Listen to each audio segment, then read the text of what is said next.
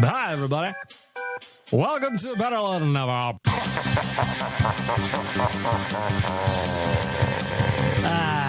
Shit. I'm not actually inside a women's prison at the moment.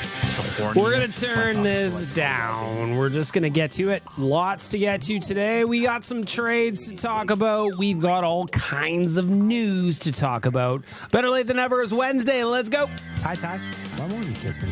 Better late than never with bagged milk. Better late than never with bagged milk. It's better late than never. Better late than never. Better late than never. Fight me if you don't agree. Long live Arby's. I will not be fighting you, Dooks. I will not be fighting you. In fact, I'm going to start off the podcast talking about you, but first I got to give a shout out to the audio department. The audio department works to create a safe space for creativity and collaboration for artists and musicians to realize their potential and share their message through sound and story. Visit them, theaudiodepartment.ca, book some studio time, record a podcast, record an album, record it all at the audio department. Starting off talking about my boy Dooks. What is there to say about a man who came and went? 2 weeks, eventful weeks in Edmonton. Got to a bunch of games, got to hang out with him a couple of different times. We got to record the Dooks edition of the podcast. Thank you for the feedback on that one. Dooks, I hope you also got some feedback on that one because I did. People liked when we were talking to each other. People liked to chat. People liked the way we were interacting and mingling. And it makes sense because Dooks is a great man. He's been a big part of this show, and I'm very grateful for his contributions to this podcast over the last 2 years, probably. So for me, it was just great to get a chance to hang out with him. It was great to see that people were so kind to Dooks. You know, we talked about the tickets he was getting. He talked about the love he was getting on social. He talked about just getting the beers, people meeting up with him, wanting to chat, wanting to say hi. The whole thing was great. And then on Saturday, we had our brunch for Ben, raised a bunch of money for the Ben Stelter Foundation. It was a great, great time. Shout out to the Stelters for coming and joining us, being a part of the festivities. It was a great day. Not only did the team win, but more importantly, we raised a boatload of cash. Boatload of cash for the Ben Stelter Foundation. Had a great time, and I was happy that Dooks was there too. He was originally going to go to the mountains with Waz. Waz got sick, so he ended up going. So he did get to attend one of our events, and I was just happy he was able to be there as a part of it. You know?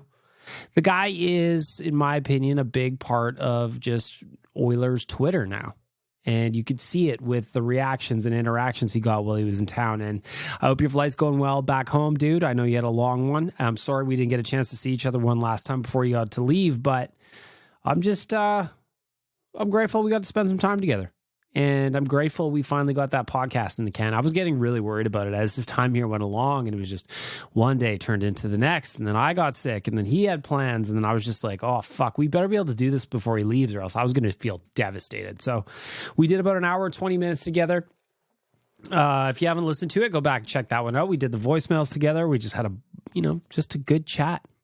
He's a good dude. So to Dooks, I want to say thanks for making it a special event for us at Oilers Nation as well. You're a bundle of energy, dude, and it was great to hang out with you for a little bit. Oops, wrong button. I was going to press this one. I'm sad I didn't get to meet Dooks. Listen, you guys did that podcast and you had to do it at Nation HQ and there's a bunch of bullshit equipment there. Why didn't you pack your stuff up from home? Why didn't you pack the Roadcaster that has this button on it so that Dooks could listen to you talk to Satan? Instead, you just left the guy hanging in imagination land. You went to go, oh, Satan couldn't be here because he was busy. He had other plans. No, motherfucker, you had the means of making that happen. You just chose not to. This is bullshit. I would have also liked to speak to Dooks, but by the time you guys recorded, it was pretty late, and Big Dave gets sad and tired without my juicy juice, so I understand why I was there. I was not mad at you, buddy, but I know Satan was. He was complaining about it. You're not supposed to rat me out, you little bitch. What the fuck's going on? I'm sorry, Satan, but sometimes I just have to be honest. Shut the fuck up, little quads. God damn it, ever since you started calling yourself Big Dave, you've been insufferable. Anyway. Shout out to Dooks. Great dude. Huge part of this podcast. Glad I got to meet him and spend a little bit of a time together with the guy, you know, as he makes his way back home. The other thing I want to mention again is just Brunch for Ben was so much fun. We had a pretty horrible record for our viewing parties at Greta this year, but then Brunch for Ben came around. The spirit of Ben Stelter was with us in the room. Oilers pulled out a big win. Everybody was in a celebratory mood, raised a bunch of money. Perfect. So I want to thank all of you for coming down. I had a good chat with a bunch of you. Had a good chat with a bunch of you, and it was a lot of fun to be there. It was a lot of fun to see people having a good time. I thought Tyler was a great host. I thought the raffle went fantastic. I, myself, won the greatest prize of them all. I don't know if you saw on my social media. I had a big wolf, a framed wolf photo, and I won it, and I named him Kevin. And now Kevin is sitting in my office on a shelf, watching over us all. He's inspired. He's providing inspiration. He's my muse. He's my protector. He is Kevin.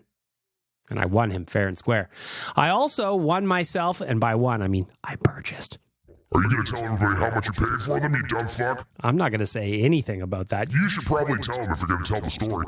You're going to talk about buying Blink-182 tickets and flying across the country to see your childhood favorite band. You should probably tell people how dumb you are. I'm not going to tell people how dumb I am, even though I am pretty dumb for how much I spent on those tickets. Not just the tickets, dumb. You've also got to get a hotel and flights. You're flying across the country to see a childhood band that makes dick jokes. What the hell is wrong with you?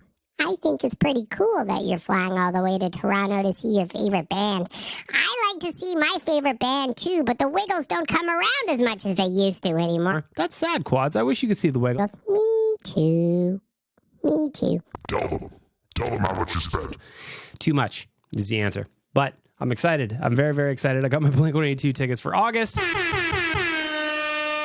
And I love it. I'm excited. I'm excited to go see them again. I'm excited to go see them at Rogers Stadium. Or Rogers, whatever the fuck it's called. Skydome. You know what it is.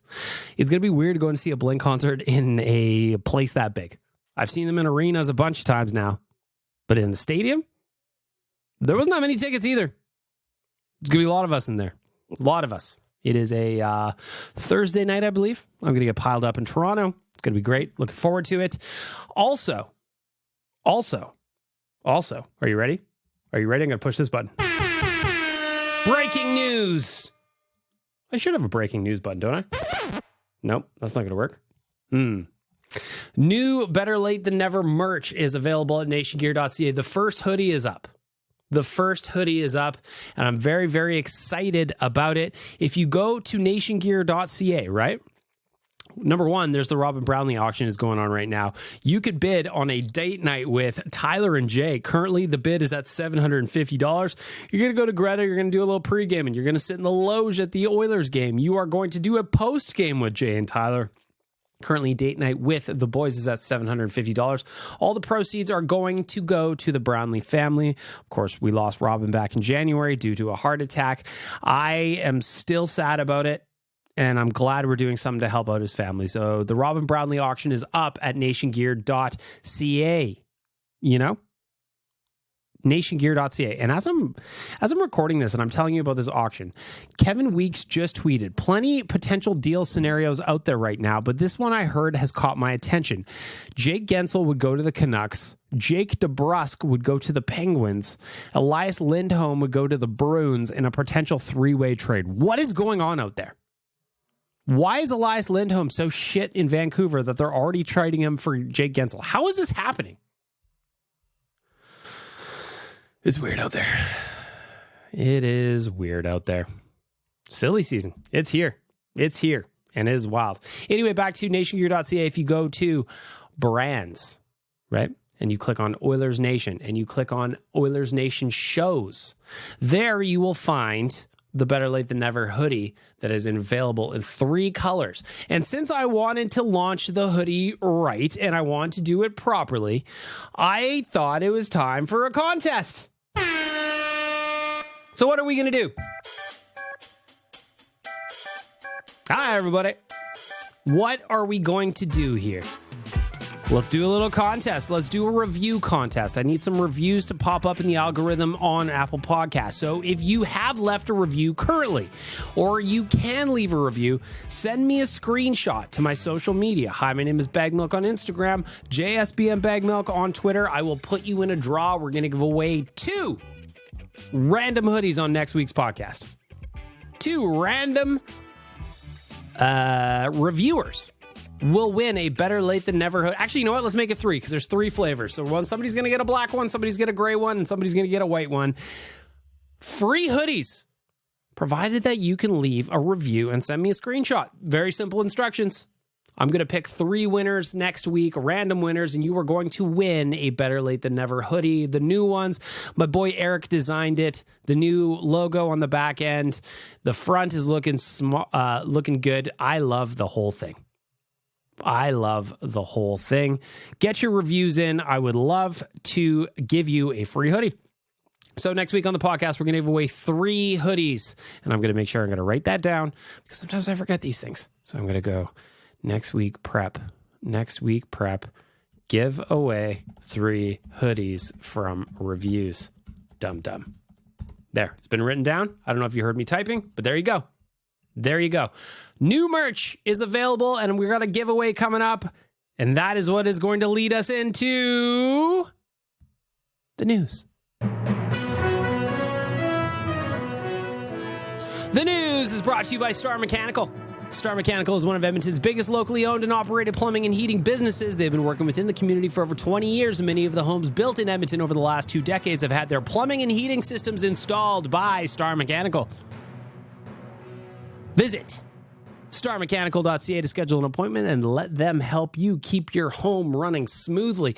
The big news du jour, how could we not start with the big trade that the Edmonton Oilers made this afternoon, sending out a 2024 first-round pick, a conditional 5th-round pick in 2025, and a 4th-round pick in 2025. Out the door to bring in Adam Henrique, retained at 75%. So, we're only paying a quarter of that salary.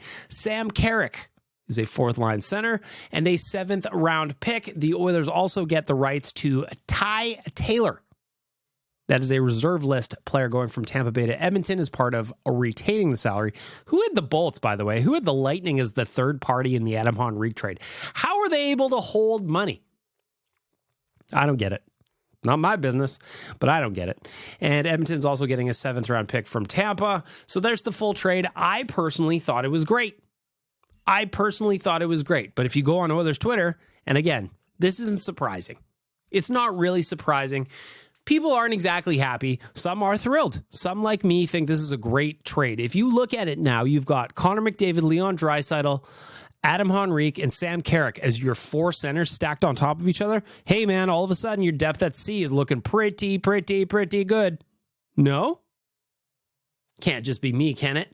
There's no way. So I asked you for a 1-word review of today's Adam Henrique Sam Carrick trade, and Captain Felton says addition greater. Sales guy Jared goes yeet. Brock, who runs Daily Faceoff's fantasy division, just goes Rico. Of course, Adam Henrique's nickname is Rico. Uncle Rico is in town. You got to love that. Throw football over the mountains. Peter says hesitant. I'm hoping big moves are coming. Again, people aren't really understanding the concept of the 1-word review. However, Chris says uplifting. Max says a flexible. Derek says Oilers forward group is deep. AC says what else? McMullet says solid. Ryan says excited. Sassy Share says interesting. Lyle says depth. Logan says amazing. Kurt says expected. Brandon says astute. And then he adds, I know it's more than 1 word, but the Henrique addition helps fill the 3C or second-line wing role and Carrick to 4C. Center depth is looking fantastic. Nick says, good move. A lot to give up, but that's the price of business. I'm sure Zoll will agree. That's because he is Zoll. Nick is Zoll. Ronnie says, depth. Adam says, chef's kiss. FIFA Las Vegas says, depth. Zach says, quack. Jumpin' Jack Rabbit says, boner. Jolin says, finally. Verbrugge says, positive. Chris says, solid. Chevy says adequate. Steve Fiddler says decent, but he did it as bubbles. Hank says solid. Wade says next. Max says depth. Jordan says bet. Patrick says whoa. Tom says depth. Bob says unfortunate. First unfortunate that we see in there. But then when I go over to the Oilers Nation account, I just did a quick poll. You know I love me my polls. I asked the question, what do you think about the Adam Henrique and Sam Carrick trade from an Oilers perspective? And there, people weren't quite as uplifted or happy as they were on my Twitter. Hockey Friend says, slight overpay, but fills the need. Henrique will be a great fit. Electronic Jordan says, the first is an overpay for rentals. It's not if you get 75% retained, but I do understand the logic. Jerry says, first round pick for a couple of rentals. I don't know. The first should not have gone, says Brendan. DM says those 10% are the only ones the only ones tweeting right now, because of course if you look at the poll results, 8% of people hated it, whereas 43.6% of people loved it. Raymond says I really like it, but I'll wait to see if I love it. Oilers plugged a hole in their bottom six, which was a need with a little cap space and possible trade. Maybe they land another bigger fish. Riley says it's an overpay. A Cool Hand Luke says, I hate seeing people hating on the trade. We have tons of depth at center now. Carrick gives us the toughness we need, can score, pick up points. Henrique's a great defender. And face-offs, PK guy, it's a good deal. Let's look at our new friends, shall we? Why shall we not look at our friends for Star Mechanical? We're doing the news here. Adam Henrique, 60 games played with the Anaheim Ducks this year. He's got 18 goals, 24 assists for 42 points. He is a plus player also. He's a +3 rating currently. I know it's not a great stat. It's kind of fallen out of favor with a lot of people these days. But the point I'm getting at is he's a +3 on a dog shit. Let me repeat it for a third time. Dog shit Anaheim Ducks team. The fact that he was on pace for 25 goals playing in Anaheim, pretty much a miracle in my opinion. You know, the Anaheim Ducks are 22-36-3. They have a negative goal differential of -54. So to be a plus player in that garbage fire of a team, impressive to me. As for Sam Carrick, he has played 61 games. He's got 8 goals, 3 assists, 11 points. I don't know if you've been paying attention to the Oilers' bottom six, but 11 points, 8 goals is pretty good relative to the group he's coming into. And there's a lot of players in the bottom six that do not have 8 goals. So I find it interesting that people are upset about getting some depth. I get it. You want to trade the first round pick, but if there's a Stanley Cup coming back my way, nah. We've still got 2 days, just under 2 days until the final buzzer goes. 1 p.m. Mountain Time on Friday. I'll have the live blog up at OilersNation.com first thing in the morning. It's going to be your one-stop shop for all the information needed at the trade deadline. Looking at the trade, according to our friends at Puckpedia, the Oilers have added Henrique at $1.456 million. Again, he's 75% retained. Sam Carrick is at $425,000, so they added just under $2 million bones total. Sam Gagner, $775,000. He went down to Bakersfield. He cleared waivers today, so we're happy about that. They now have $266,000 in projected cap space with 22 players on the roster. This can fit in a 1.16 annual cap hit today or $1.22 million by Friday. Now, I'm curious what is going to happen. Ken Holland said today he's looking for a 7th defender. That doesn't sound like an upgrade on CC to me, which is not ideal personally. But I wonder if that is just him talking. Doesn't want to show his cards too early, or maybe he means it. You know, it seems like he's wanting to add players without necessarily subtracting from the roster. So that makes me wonder if we're not going to get a CC upgrade this year. Now, I'm going to be honest. The last 2 seasons, the Oilers got knocked out because the second pairing of Nurse and CC's got caved in. They were 5 goals against, 1 goal for at 5-on-5 last year against Vegas in the second round. 6 goals against, 1 goal for against Colorado in the third round the year before. That is not ideal, friends. Now, is it passable? I think so. Is it ideal? No. Because I don't want to go through another playoff run where that pairing gets their heads kicked in, just like they did the last 2 years, and people go, what happened? I don't know how this is going to happen. Well, we'll see, right? We'll see. We still got, like I said, 2 days left until the deadline. We'll probably have an emergency episode provided what happens on Friday. The Oilers have a little bit of wiggle room. Like I said, or Puckpedia said, I should say, they're way smarter than I am. $1.22 million available by Friday. Let's say you tack that on to Cody Cece's 3.25. All of a sudden, you got $4.4 million on defensive upgrade. Let's go. Can it be done? Is there an option even?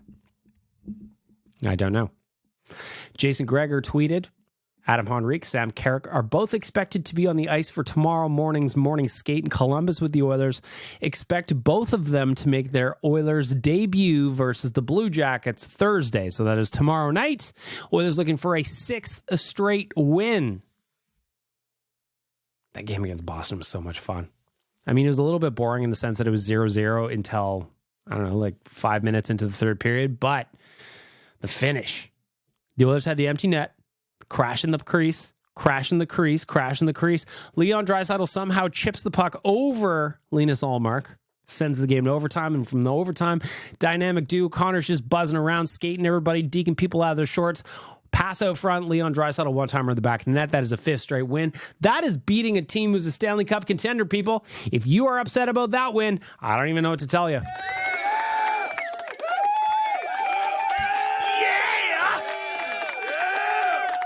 Let's go, baby. Oilers are unstoppable right now. You know?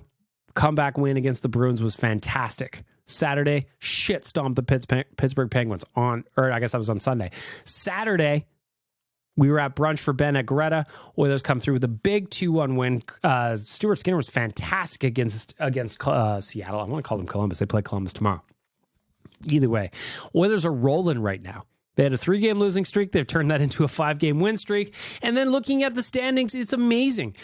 Who would have thought at the 60-game mark for the Edmonton Oilers that they would now be 5 points up on the Vegas Golden Knights with 2 games at hand? If you remember back to December 20th of 2023, friends, the Edmonton Oilers were in 6th place in the Pacific Division and 20 points behind the first place Vegas Golden Knights. Vegas now in 4th place in the Pacific Division. The Kings just passed them last game. Vancouver's still out front, but they are catchable. The Oilers are now 9 points behind the Vancouver Canucks with 4 games at hand. You win all 4 of those games in hand, all of a sudden you're 1 point behind the Canucks, and the division is in sight, my friends. Who would have thought it? Who would have thought it? Last 10, the Oilers are 7-2-1. That is the best in the Pacific Division. The Seattle Kraken has a 7-2-1 record over their last 10 games as well, but one of those W's, or one of those L's, I should say, came at the hands of the Edmonton Oilers while we were all having a good time raising money for the Ben Stelter Foundation. Do you understand how this works? Of course you do. You're very, very smart. You're very, very smart. Another thing that happened in the game against the Boston Bruins I want to mention before we keep moving on. Connor McDavid picked up another 2 assists. That puts his personal point streak at 12 games. During that time, during those 12 games, Connor McDavid has 2 goals, 26 assists for 28 points. He is now up to 99 points on the season. He is closing in on the NHL scoring leaders, and I say he gets there. Who is going to stand in his way? Kucherov? I don't think so. Not to me, friends. No. He is now 6 points back of Nathan MacKinnon, who is in first place, while tied with Nikita Kucherov. Both have 105 points. Connor McDavid has played 5 fewer games than McKinnon, 4 fewer games than Nikita Kucherov, and he is only 6 points back. Would you bet against Connor McDavid going out and getting yet another Art Ross trophy? I personally wouldn't. What I'm also counting on is him to get 100 assists in the season, making him only the 3rd player in NHL history to do so. Currently has 76 assists on the season. Only 23 goals. We'd like to see that bump up a little bit, but 76 assists on the season. He's got 23 games left. I think. Is my math right? 22 games left. To pick up 24 assists. And I say he gets there. You know? I say he gets there. The last thing I want to mention in the win over Boston, again, that was the Oilers' 5th straight win. We're working through the news for Star Mechanical. Evan Bouchard picked up 2 assists, up to 60 points. That is the highest points total by a defenseman for the Oilers in the salary cap era. Come on. Evan Bouchard, Dad, what a year. Lastly, before we wrap up the news for Star Mechanical, I want to tell you that the upcoming schedule, we got Columbus tomorrow. That's 3 o'clock. Saturday, we've got the Buffalo Sabres at 10:30 a.m. Noted, 10:30 a.m. 10:30 a.m. An opportunity for beer mimosas presents itself Saturday at 10:30 a.m. What's a beer mosa? Don't worry about it, Big Dave. Just quiet down over there. And then on Sunday, we've got the Edmonton Oilers going up against the Pittsburgh Penguins for the second and final time of the season at 11 a.m. If you like morning hockey, this weekend is for you, friends, and that's where we're going to wrap up the news.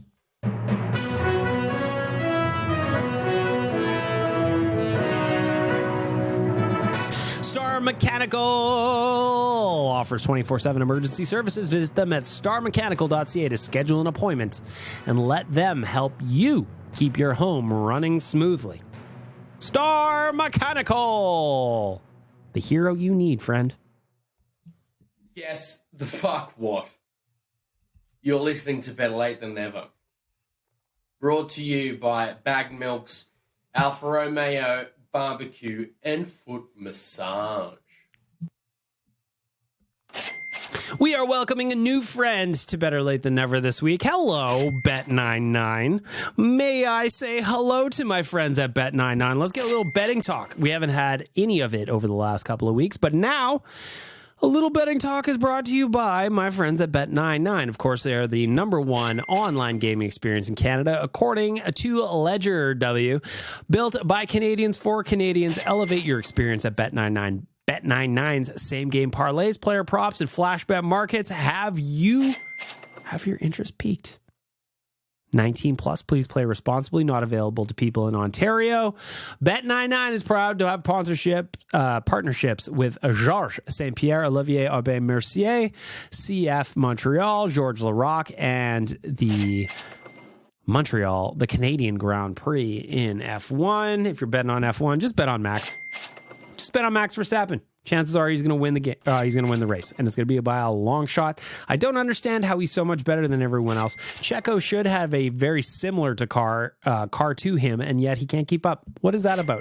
But where I want to look today, a couple of trades happened, or I guess a single trade happened for the Oilers today, picking up a couple of players. The Oilers' future odds to be Stanley Cup champions, courtesy of Bet99, plus 700. They are favorites in the NHL to win the Stanley Cup. To win the Western Conference, they are plus 335. A nice little triple and a bit on your money. To win the Pacific, they are plus 185. Vancouver's still the favorite to win the Pacific Division, and it makes sense. They've got a little point lead, a 9-point lead. But like I said earlier, the Oilers have 4 games in hand. Can they catch the Vancouver Canucks? I say yes. Will I bet my own money on it? Damn it, I'm in. Bet99's giving me the odds. I'm going to go ahead and do it. The one that surprised me, though, is Chris Knobloch for the Jack Adams. Plus 3,300. Really? If the Oilers go on a run and they win the Stanley Cup, is there not a good chance that Nobby wins the Jack Adams? What a turnaround he's had. If you remember, my boy Woody, our boy Woody, spending the Oilers' money right now, he got gassed back in November on the 12th. Nobby came in and he has been electric ever since then, and I think he deserves a little bit more love than plus 3,300. Maybe? Again, Bet99, get over here. You got a couple of shekels, please do so. If you're 19 plus and can play so responsibly, why not do it with our friends at Bet99? They have top tier customer service. They've got fast payouts and smooth transactions. Everything you want in your sportsbook is available at Bet99. Come on. Who's going to ride with me? Who's going to ride with me on Nobby at plus 3,300 to win the Jack Adams? I feel like that's disrespectful. Just me? Can't be. It can't be. Can it? No. You're listening to Better Late Than Never with Bagged Milk. What you need to do is like, subscribe, tell a friend, endorse yourself. Yes. You want to see a man, boy? I'll show you a man. Kick me in the jimmy. For Trilogy Oilfield Rentals, it is time for the righteous sack beating. Of course, Trilogy is an established provider of tools and expertise across multiple oilfield disciplines, specializing in rentals, pipe recovery, abandonments, and completions. Currently, they maintain full-time operating units in Provost, Weyburn, and Kindersley. You want to know what kind of tools they have. And I want to push this button that I love. So we're going to both get what we want, right? Time for the button, time for the tools. Rental tools, fishing tools, coil tools, drilling tools, mills and bits, completion tools, any tools for any job. TrilogyRentals.ca. What is the righteous sack beating? Well, when you look back at your life and there's something that annoys you, that is the righteous sack beating. Sometimes you just need to vent. Sometimes you just need to get it off your chest. But for me personally, I'm in a good mood.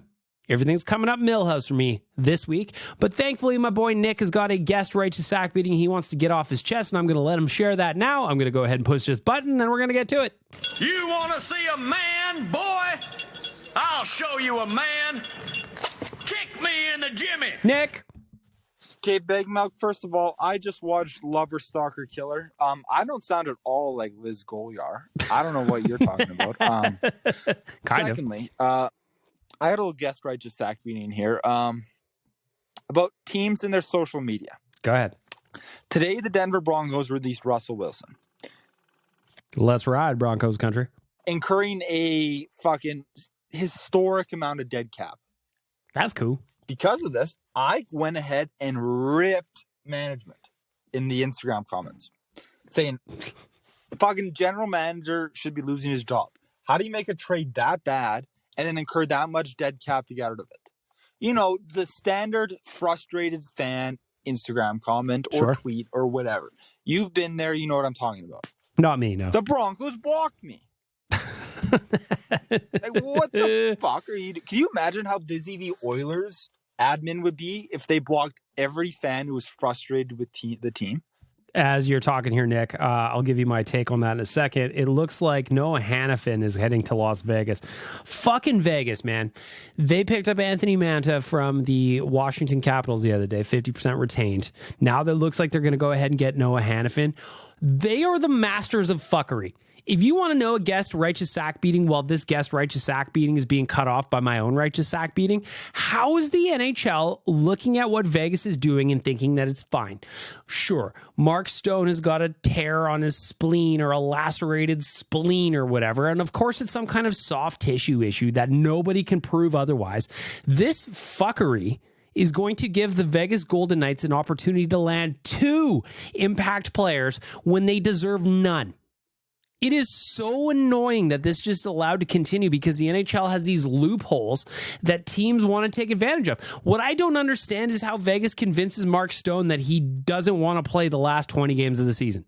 Listen, we're going to pay you. You just got to hang out. You got to stay in shape and you got to pretend your spleen hurts every now and then. That's fine, isn't it? And then he goes, yes, Daddy, that's fine. I love the way that you put a plan together. I'm going to sit there like in the cuck chair and watch you guys do your thing. It's annoying. Fucking Vegas, man. Nick, back to you. And the Oilers are a good team. The Broncos suck ass. If you blocked every fan who was frustrated with the team, you're gonna have absolutely no fans left. So that just pissed me off. I've been a fan of this team through a lot of shit, and then I criticize management and the team blocks me. What the fuck is your problem, Denver Broncos? Fuck you. Anyways, let's ride. Go Broncos. Well, my thought is, generally speaking, I mean, again, like Nick, I'm taking your side of the story for what it's worth. How aggressive was your message on Instagram? That's what I want to know. Like, are you giving me the watered down version of what you wrote on the Denver Broncos Instagram? If you're giving me the watered down version, I don't blame the intern who handles that, has to manage the customer service / comments. I don't blame them for blocking you. Why would they want to deal with you? Now, the move that I would probably make if I was the Denver Broncos is I wouldn't block you. I would just restrict you so that you yell into the abyss, yelling at nobody, and you don't know that it's happened to you. Some people figure it out. I do it at the Oilers Nation sometimes, where I'll restrict somebody's account and then I go back and check on them later and they're just yelling into the abyss at no one. Personally, that makes me laugh. I don't know why the Broncos wouldn't want you as a customer of their social media, but if they restricted you and they kept your horrible takes behind a wall that only you are back there and you don't know it exists, come on. That's the way to do it, Denver Broncos. If you want some advice on how to run your social media and run a community and just restrict people that annoy you as opposed to blocking them outright, you reach out to your old pal Bag Milk. I'll teach you how to do it. I'll teach you why it's important. I'll teach you how you can maintain community even though you have to put the shitheads behind into a box on their own sometimes. Nick, I apologize, but you're that shithead. And that is the righteous act being for our friends at Trilogy Oil Field Rentals. You want to see a man, boy? I'll show you a man. Kick me in the Jimmy. In the word of the Pet Shop Boys, I've got the brains, you have the looks. Listen to Better Lait Than Never. It is time for the voicemail, brought to you by Snow Valley. Opening May 31st, the Snow Valley Aerial Park is family fun for the whole summer. Attractions include the Aerial Tower, White Mud Creek Mining Company, Target Golf, and all new mini golf. Creekside Eats will be open for the snacks and refreshments. Watch for on-hill events all summer long. EPL Sounds of the Valley returns Tuesday nights with music and authors at Creekside Eats. The Edmonton Symphony Orchestra returns in August. Check out the ESO website for tickets, and you could also take advantage of the Rainbow Valley Campground this summer. Take advantage of over 60 sites, 3 comfort camping domes right here in the city. Edmonton's only campground. Go check it out, rainbow-valley.com. Ready? Good. It is the Snow Valley voicemail, and we're going to start it with an anonymous. Oh, no. Hang on. I lied to you. We got One Take Chad. One Take Chad is in. Chad, you're in. Hey, BM. What's up, man? I got a little situation. I want to know if I'm the asshole or not. Sure. So I rent out a room in my basement, and I had a guy come in like just before February. So he's been in my place like just over a month now. Yep. He comes to me a little over a week ago and he says, hey, my fiance broke up with me. Background information. I should have said he's from Australia. Ah, good day. And his girlfriend's back in Australia, his fiance. So he says, she broke up with me. I've got to go home and be with my family, blah, blah, blah. And it's like, fuck, okay. Like, you know, I'm going to look for somebody to rent the place, but I haven't found somebody. We didn't actually have the conversation about the deposit. So he comes to drop off the key today. And I say, hey, look, man, like, I haven't found somebody. Like, you didn't give me any notice. Like, I can't give you your deposit back. If I find somebody, I'm going to send you the money back. If it's like partway through the month, I'll send whatever prorated amount that is to you. And he's like, yeah, okay. Like, thanks for kicking me while I'm down. It's like, well, you know what, man? You didn't give me notice. You didn't get kicked out of the country either. Like, you chose to leave. So, like, for you to say that, I don't know, man. Like, I've got bills to pay too. I sign a contract with you because I need to know that money's coming in. Am I the asshole? So I'm probably going to give an unpopular opinion on this because I know that landlords are about as popular as cannibalism these days. You bought a house, you rented it out, and yet you're the evil person as a result of that. That's just kind of the public discourse around landlords these days, even though I soon myself will be one. I actually think you're in the right, to be honest. Listen, man, a lease is a lease, a contract is a contract, and if we're not going to fulfill our end of the bargain, there's repercussions for it. So for you to even offer anything back on the damage deposit, in my opinion, is going above and beyond. It is not your fault that that person got dumped by his girlfriend. It is not your fault that he is leaving the country to go back to Australia. It is not your fault that you haven't been able to find a renter with no notice to fill in that room for your lost leaseor. Leasee? Lessor? I'm actually with you on this. Now, the human side of me is like, oh man, I feel bad for the guy that he's got his heart broken, and I feel bad for him that his girlfriend went back to Australia without him, but ultimately, it is his choice. He could meet another fine Canadian girl here, move her into that place, and all would be well, but instead he's tucking his tail behind, in between his legs, he's running home. I would give him back any money, but that's just me, and I'm a little bit evil. Satan, do you want to chime in here? Because I feel like I'm digging myself a hole here. Listen, here's the thing about guys getting dumped by girls. It is always the guy's fault, and now he's trying to have some kind of sad sack bullshit about trying to get money back, even though he's bailing on his lease early. This is adulthood, and life's not fair.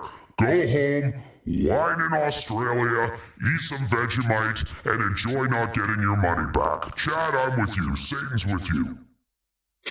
Good afternoon. This is the donkey.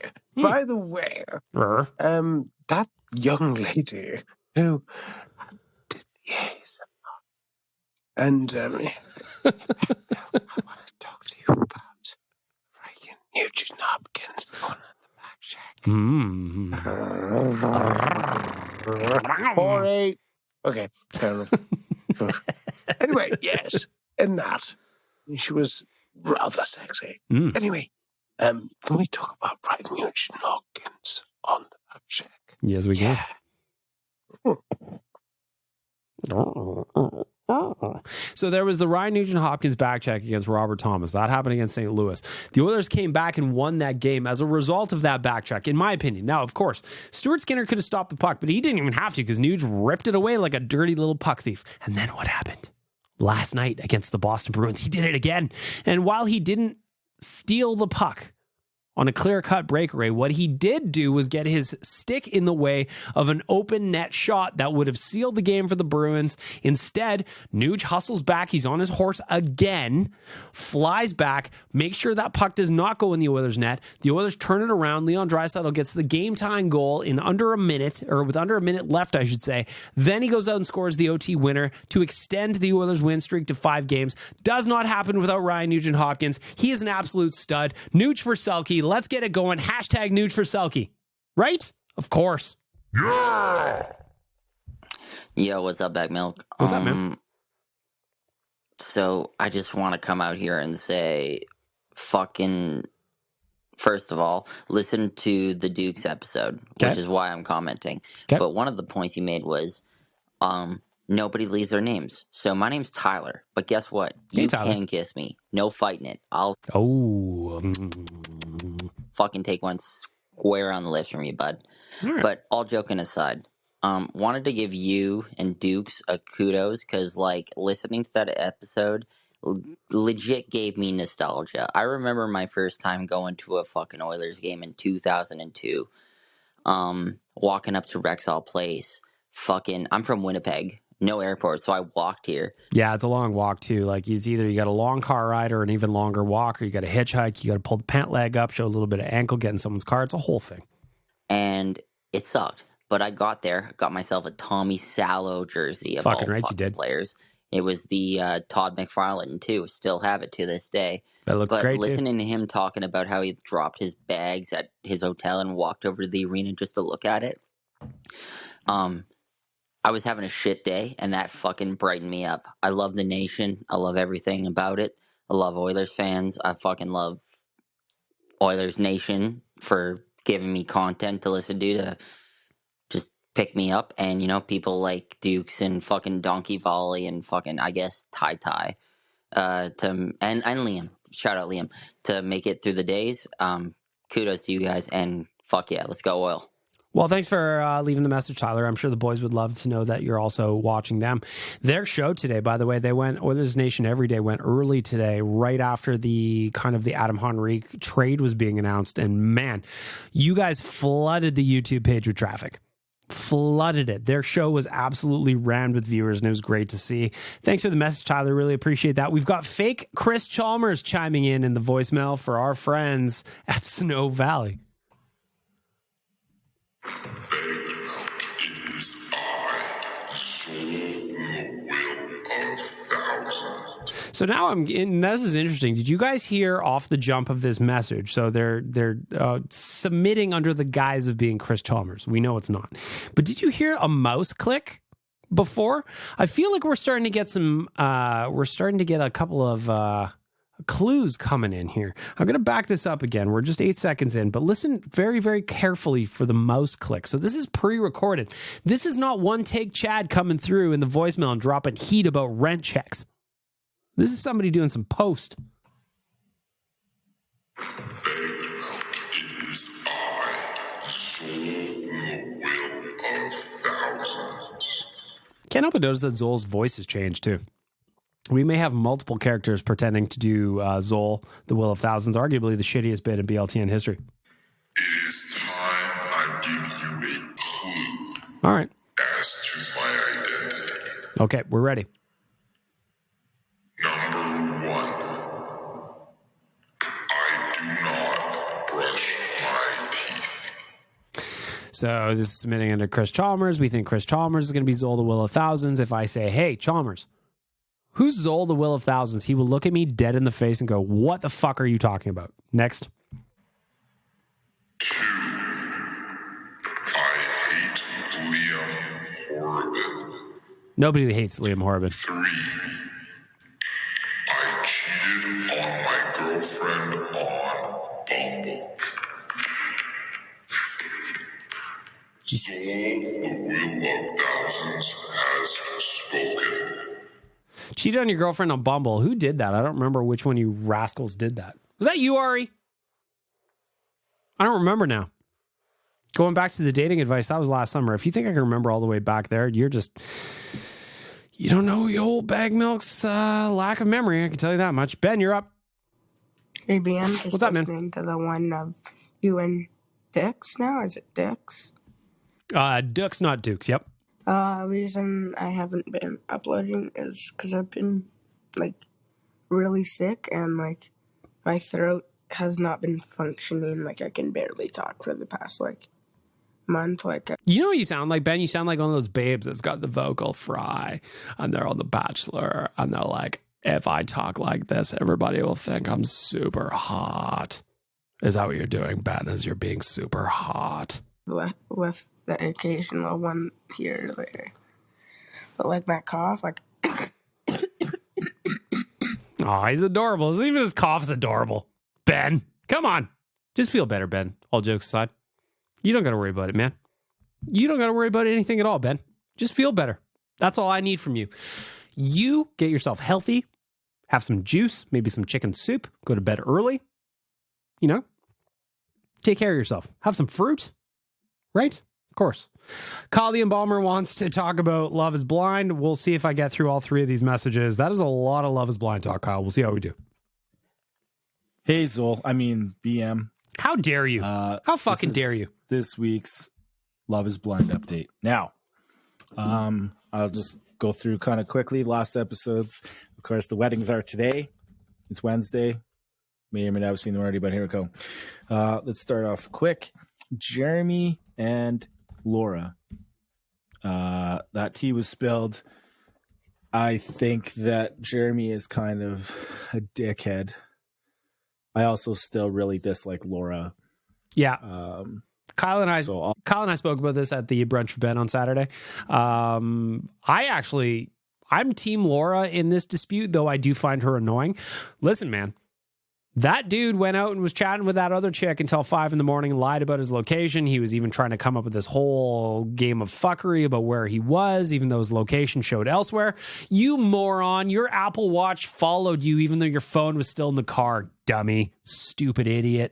All in all, it's probably a good thing they're breaking up. Definitely a good thing. And I know that it was a little bit fucked up the way he just took off with Sarah Ann going jet skiing. Yep. He did go on social media and talk about how he is kind of embarrassed about the fact after watching that happen. I love that guy does that. Like, there was another thing that came out with that dude where he was apparently engaged to some other chick before the season started, and he goes on social media and has to do like a big like mea culpa where he's, actually this is what happened. I'm not a total asshole, even though I look that way. So I'll carry on. So I've only got 30 seconds left in this one, so let's get the other stuff out quickly. Amy and Johnny, there's no drama there, and good for them. It's like I said, I like love. I'm here cheering for love. When I watch Love is Blind, there's two outcomes that I want. One, love. I want genuine love. I'm romantic like that. The other hand, I want chaos. I want guys like Jeremy who are just total assholes, and then the girls yell at them. That's what I like. I like what I like. Clay are also very boring, and so who cares? That's pretty much a lot of the couples on the show. Who cares? I also like the people that are on the show. That there's other ones that get engaged and they're so fucking boring they don't even make the final cut. That's my favorite. All right, here's our part 2. Okay. Let's talk about Jimmy, Chelsea, and then also with Trevor and Jess. So the scene where Chelsea was trying to gaslight Jimmy and she's drunk on the porch getting mad at him because he went out with his friends for an hour and a half. And he called her out on it and didn't put up with her shit. Good for him. It still doesn't mean I like him. Old human bender / adult Bobby from King of the Hill. Chelsea is the biggest fucking whiner. So insecure, and she's the one who starts all of their fights. Now let's fast forward quickly to the barbecue, where when Jimmy talked with Jess, He was very cordial. He gave her a side hug, the church hug, if you will. Yeah, church hug. But then what happened? And he's very respectable about it. Now, when Chelsea met Trevor, she talked about how fucking handsome he was. She ran up and like hugged him, and she talked about how he was her type. And if Jimmy did that sort of shit, she would have lost her fucking mind. Absolutely. Got mad at him again. And it would have been a whole big thing. Now, I'm running out of time. I'm going to do one last voicemail. It'll be a quick one. All right. Part 3. Get through it, Kyle. We're all in this together. All right. This is part 3, but I'm going to keep it very short. Please. Here's what I'm going to do. Today is the weddings. Yep. I'm just going to go through quick the last few couples. I'm just going to give my prediction whether or not I think they get married. So first, let's say Jimmy and Chelsea. I think Jimmy is going to say, fuck you, bitch. You crazy. I can't deal with your shit. Probably. Amy and Johnny. Yeah, they're going to get married. Yep. Whatever, boring as shit. Yep. AD and Clay. I think Clay is going to say, no, get the fuck away from me. And I think that's it because, yeah, that is it. So that's my predictions. 3 weddings. Only one actually gets married. And we'll see what happens. Also, go Oilers. Another win tonight against Boston. Nuge is the man. And what a comeback. And we're getting close to Vancouver, even though. Oops. We are getting close to Vancouver. Sorry, Kyle, I cut you off there. I'm fixated on the fucking Golden Knights. How are they allowed to do this? And nobody in the NHL has a problem with it. We don't know yet what the full return is for Noah Hanifin, what Calgary Flames are getting back, but you wouldn't trade Chris Tanev to the Oilers for a better offer than you got to Dallas, but you're going to trade Hanifin within the division of the Vegas Golden Knights. What is wrong with Craig Conroy? What is wrong with Craig Conroy? Working through the Snow Valley voicemail here and the Rainbow Valley Campground. I'm rattled. Ari, what do you got to say? You know, it'd be one thing to say that McDavid and Draisaitl kick the ass of the Bruins, but that game does not happen without the win. Does not happen without Nuge. And the NHL Twitter, they posted the full clip and pinned it. So Nuge getting his flowers. I love to see it. I also love to see it. Like, that's 2 back checks by Nuge in the last week directly contributed to Oilers wins. What are we saying? From the mountaintops. Nuge for Selke. Come on. Come on. Come on. Other teams use their first round pick to get top 4 D-men and top 2 left wingers. We get a third line center and a replacement level player. What a joke. No, Ari, you're selling this short, man. Adam Henrique is better than you're giving him credit for. Yes, he can be a third line center, but he's also probably going to play some wing in the top 6. Think of the lineup options you now have with the depth at center we have. Think of the lineup options, Ari. You are underselling Adam Henrique, and frankly, I don't think you should be allowed to cheer for him when he does something good. Thoughts? Nick, you're up. Yo, Big Milk. What's up? I know you're a Formula One guy. I am. And you know what? I'm starting to get into it myself. Okay. Well, first of all, I apologize because you get into it and you're like, oh, this is exciting. I love it. The characters are fun. The team principles are fun. All of this shit is fun because Drive to Survive makes it fun. And then you go to watch a race and it goes, So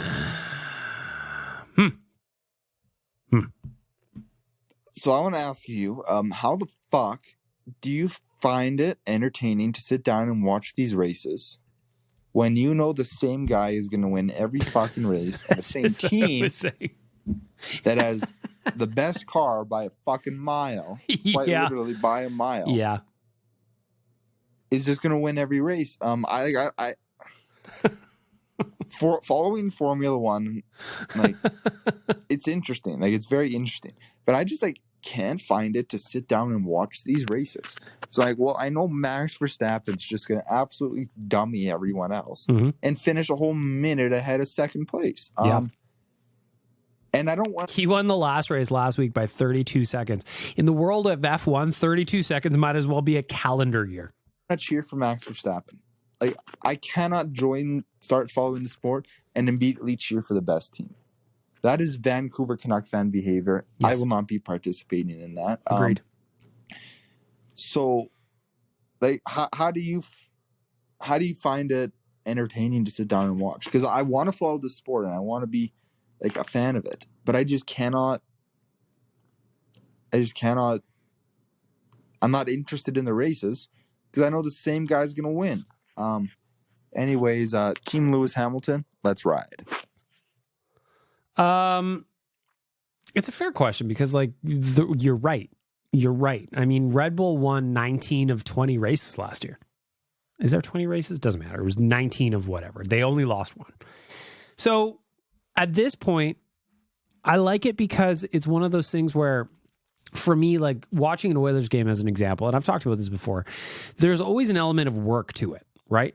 Behind the scenes, when I've got an Oilers game on, I'm generally writing an article or maybe I'm making memes or something for social media. I'm generally doing something, right?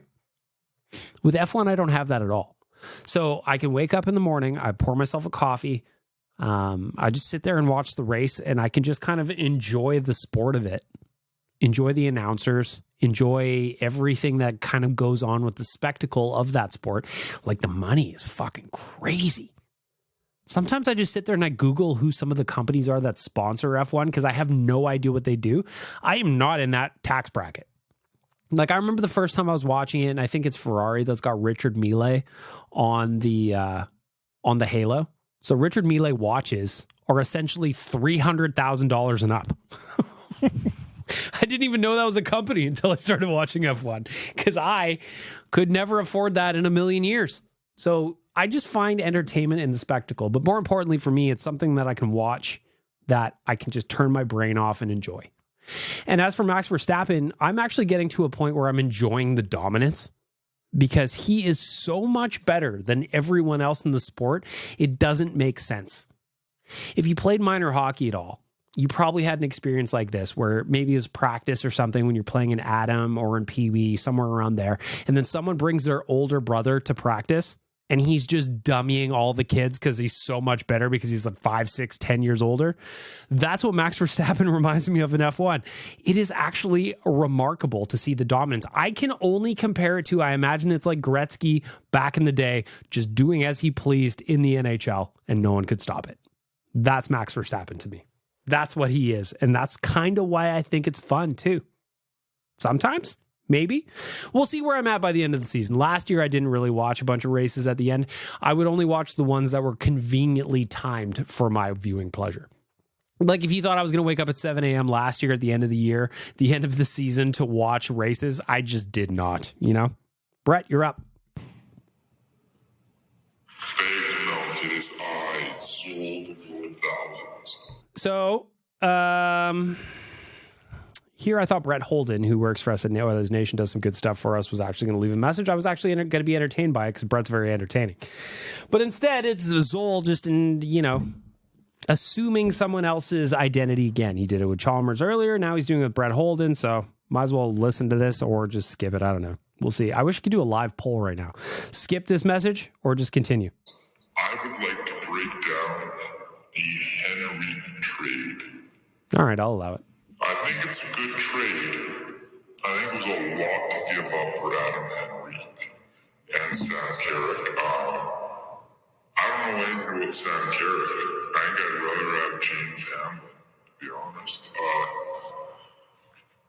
Okay, just like completely disrespectful to Sam Carrick. No offense. I like James Hamlin too, but Sam Carrick is better. He's bigger. He's stronger. He's better on draws. He kills penalties. Like, it's just not a good comparison to me. Not to me. I know some of the spreadsheet boys think otherwise, but whatever. It's one of those trades where make a trade, Holland, do fucking something. You got to help the team. And then he helps the team with literally 2 players who are going to contribute as early as tomorrow. And it was like, well, fuck you. Don't do that, you dumb asshole. You gotta make the trades that I want them to make, or you don't even make any trades because you're stupid and you're dumb, and I like players way better that are here in Edmonton that can't even crack the NHL roster. Fuck everybody. Like, okay, you know how much I don't like this trade? Like, I fought with my physics prof. Like, my physics prof is an Oilers fan, and I fought with him in the middle of the lecture for like 10 minutes on this trade. Like, I'm not kidding. My only point is that it's too much for Henrique. The first is too much for Henrique as a 3C. If you're It's not at 75% retained, Ari. You got to pay for it. Otherwise, they can't afford a Henrique. That's full stop. Simple as that. Just that's what it is. That's the answer. If you don't want the Oilers to spend their first round pick and upgrade with 2 players that are going to help, and if you care about the 4th and the 5th rounders from next year, you are out to lunch, Ari. I can kind of understand being upset about spending a first round pick, but not when it's 75% retained. 75%. You can make a trade. Other people retain salary all the time. Oh, Holland's an idiot. He doesn't.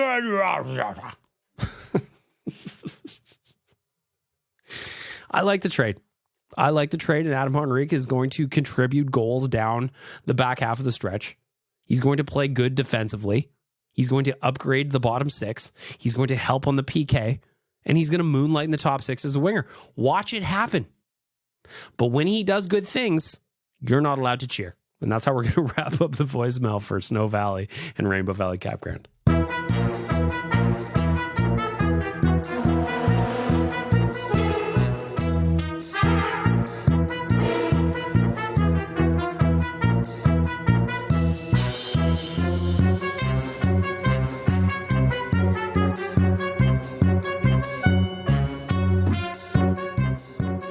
Opening May 31st is the Snow Valley Aerial Park. Family fun all summer long on Rainbow Valley Campground. Book a spot, rainbow/valley.com. That's where we're going to wrap up the voicemail. That's where we're going to wrap up the podcast. That is where we're going to wrap up the festivities for today. We're probably going to have an emergency episode of BLTN on Friday afternoon. We'll see what kind of trades the Oilers make. I don't think they're done. We've still got a day and change left until the deadline. Hold on before you overreact. Although I do enjoy the pitchforks coming out. It makes me laugh. Ari, settle down. This is a good trade. This is a good trade. And if you still think it's not a good trade when Adam Henrique starts scoring goals and killing penalties for us, well, you're not allowed to enjoy them. That's I'm putting my foot down. It's tough, but it's fair. I agree. Last time you disagreed with me, you put me to bed and you grounded me and I wasn't allowed to have any juice boxes. See what happened? You made quads cry. You made quads cry. Hope you're happy with yourself. Tie-tie, why won't you kiss me? Why won't you kiss me?